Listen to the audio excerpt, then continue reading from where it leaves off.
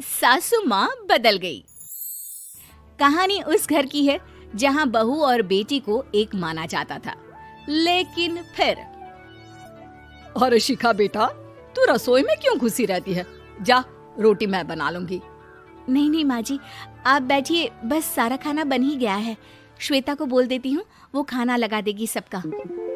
Sorry भाभी, मेरे पास वक्त नहीं है। माँ, मुझे पैसे देना, पार्लर जाना है। हाँ हाँ चली जाना, भाभी को भी ले जाना। वो भी जाने को बोल रही थी पार्लर, पर पहले ना मदद कर दे उसके खाना लगाने में। देख माँ, वो बहू है, उसे बहू रहने देना, इतना सर पर मत चढ़ा भाभी को। श्वेता, ज्यादा मत बोला कर। बहू और बेटी में कोई फर्क नहीं होता है। जा जाकर काम कर। ननद को माँ का भाभी से इस तरह प्यार करना बिल्कुल अच्छा नहीं लगता। वो बार बार किसी न किसी तरह माँ को भाभी के खिलाफ भड़काती रहती, लेकिन कोई फायदा ना होता। एक रोज, अरे बेटे किशन, जा बहू को कहीं घुमा कर ला, सारा दिन घर में काम करती रहती है। हाँ हाँ माँ, हम लोग जा रहे हैं ना गोवा। अच्छा जी, भाभी ने तो हमें बताया भी नहीं। वैसे तो सारी पंचायत करती है, ये गोवा वाली बात क्यों छुपा गई हमसे? अरे क्योंकि उसे खुद नहीं पता था बहन। मुझे टिकट सस्ती मिल रही थी तो मैंने बुक कर दिया। हाँ शिखा, पैकिंग कर ले, संडे हम जा रहे हैं गोवा। दोपहर में शिखा पैकिंग कर रही थी कि सास आ जाती है। ये क्या बहू, साड़ियाँ? अरे गोवा जा रही है घूमने या फिर शादी में मायके हैं? माँ जी, ऐसा कुछ है ही नहीं, समझ में नहीं आ रहा क्या रखूं कपड़े में। अरे तेरी और श्वेता की साइज तो एक ही है, उसके कुछ मॉडर्न कपड़े ले ले, आकर लौटा देना। हाँ माँ जी, ये ठीक रहेगा। शिखा श्वेता के पास जाती है और उससे कपड़े मांगती है।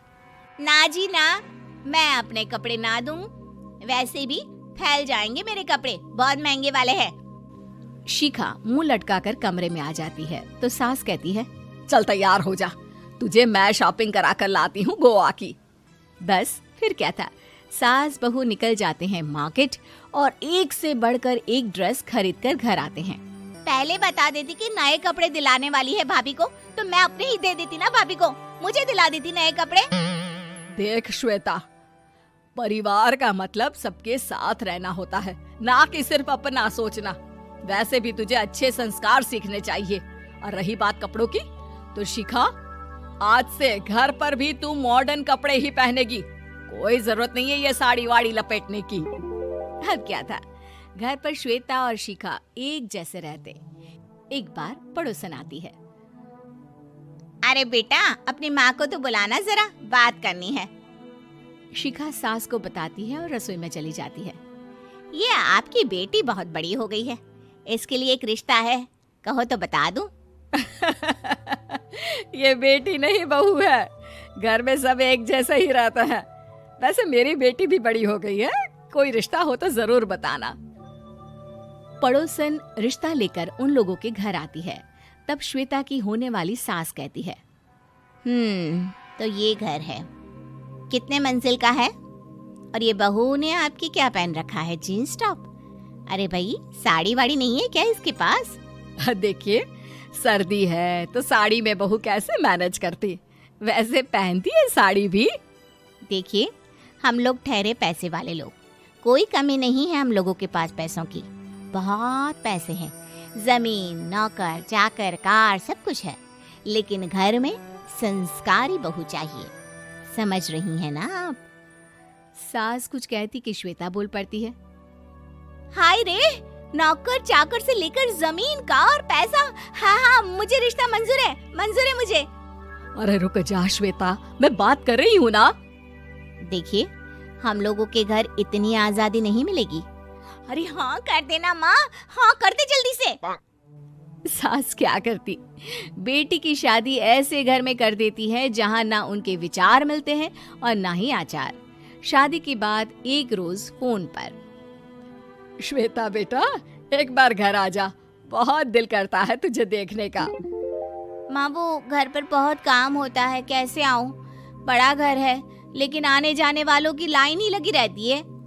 बेटा मैं तो जानती थी उस घर का हाल, लेकिन तू ही नहीं मान रही थी।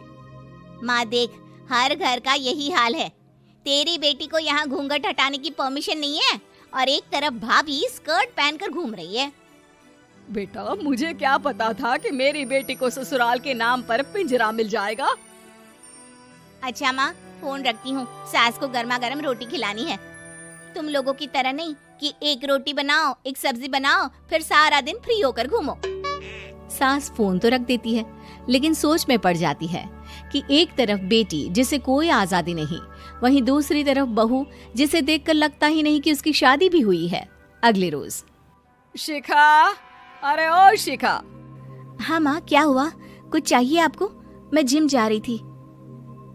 जिम के कपड़ों में बहू को देखकर सास को घूंघट में अपनी बेटी का ख्याल आता है। देख बहू, घर में बहू की तरह रहा कर। इतने टाइट कपड़े पहनकर जिम जाना पसंद नहीं मुझे। जा जाकर रोटी बना। रोटी? माँ अभी तो शाम के 6 बजे हैं, इस वक्त रोटी? अब क्या मेरे खाने पीने पर भी पहरा है? अरे जब मर्जी तब मैं अपने घर में खा भी नहीं सकती क्या? बहू को अजीब लगता है। वो समझ नहीं पाती कि जो सास कल तक इतनी सपोर्टिव थी, उन्हें अचानक से क्या हो गया। वो किचन में जाती है, गरम रोटी के साथ 2 तरह की सब्जी, रायता, सलाद सब लेकर सास के पास आती है। माँ जी, खाना। इतना सारा खाना? राक्षस समझा है क्या मुझे? रोटी मांगी थी मैंने गर्मा गर्म बस। पर माँ जी, रोटी खाती किससे आप? सब्जी तो बनानी थी ना। अरे भूख मर गई मेरी तेरी बहस से। जा जाकर काम कर, अंदर पूरी रसोई साफ कर। बहू अंदर चली जाती है। थोड़ी देर में श्वेता घर आती है। अरे शिखा, जल्दी से चाय ला, पकवान बना, मेरी बेटी आई है। अरे नहीं नहीं माँ, ड्राइवर बाहर खड़ा है। मैं तो घर का कोई सामान खरीदने के बहाने यहाँ आ गई हूँ, मुझे जाना होगा। अरे बेटा, पर कितने दिनों बाद देख रही हूँ तुझे, रहने आ जाना 2-4 दिन के लिए। आ जाऊंगी माँ, जब मेरी सास मरेगी तब। मैं तो रोज मन्नत मानती हूँ कि मेरी सास मर जाए तो अच्छा है। अच्छा चल, जा रही हूँ माँ। हे भगवान, कैसे कैसे दिन देखने पड़ रहे हैं मेरी बेटी को। सास अंदर जाती है, जहाँ श्वेता की जिम वाली सहेली का फोन आया होता है। क्या बात है, आज जिम नहीं आई? अरे पता नहीं यार, आज माँ को क्या हो गया अचानक। पर खैर कोई नहीं, लगता नहीं कि मैं अब जिम आ पाऊंगी। शिखा स्पीकर पर बात कर रही थी, जिसे सास सुन रही थी। यार ये सास ना होती ही ऐसी है। मैं तो कहती हूँ बुढ़िया जल्दी मरे और तू आराम से जिए। शिखा को सहेली की बात पर गुस्सा आ जाता है। माँ के मरने की कौन सा बच्चा दुआ मांगता है मोहिनी? आगे से ऐसी बात मेरे सामने मत करना। हमारे घर की शोभा ही माँ है। क्या हुआ जो थोड़ी सख्ती दिखा रही है? उसमें भी कोई ना कोई उनकी भलाई ही होगी। मैं तो कहती हूँ भगवान मेरे जैसी सास सबको दे, जो सिर्फ माँ की तरह है। सास वाली तो कोई बात ही नहीं है उनमें। सास ये बात सुन रही थी। उनकी आंख में आंसू आ जाते हैं कि क्यों वो बेटी की किस्मत में बहू को भी भागीदार बना रही थी। शिखा, अरे ओ शिखा, क्या हो गया? जिम नहीं जाना क्या?